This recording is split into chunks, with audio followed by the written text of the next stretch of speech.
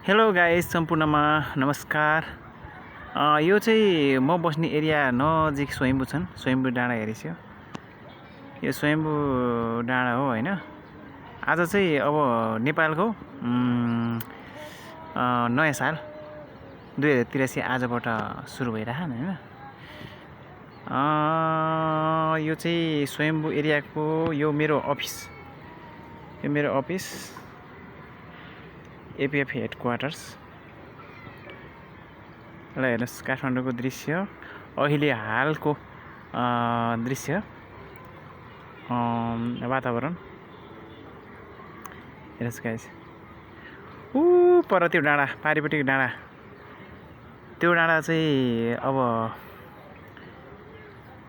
कति सुन्दर छ हेरेछ त। तर मौसम कारणले गर्दा अलिक क्लियर देखिएको छैन। हेर्नुहोस्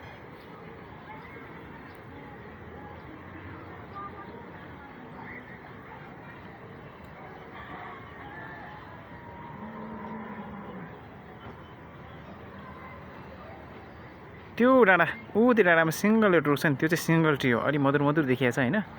सिङ्गल ट्री भन्छन् हैन। सिङ्गल ट्रीको भिडियो पनि हेर्नुभयो होला हैन। त्यो चाहिँ सिङ्गल ट्री हो। अनि त्यो सिङ्गल ट्रीको साइडबाट हामी चाहिँ व्हाइट गुम्बा जान सक्छौँ। त्यो नजिकै छ व्हाइट गुम्बा यहाँबाट नि।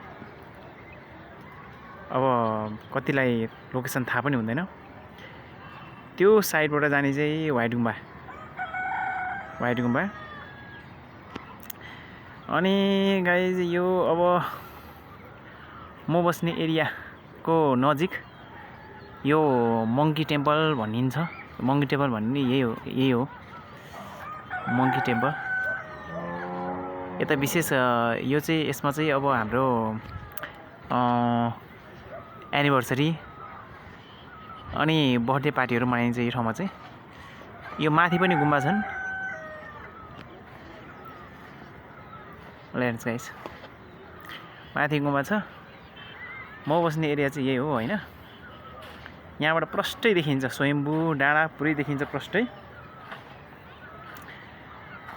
ल हेर्नुहोस्, स्वयम्भू डाँडा प्रष्टै देखिन्छ, क्लियर। ल हेर्नुहोस्, आज चाहिँ म स्वयम्भू गइनँ।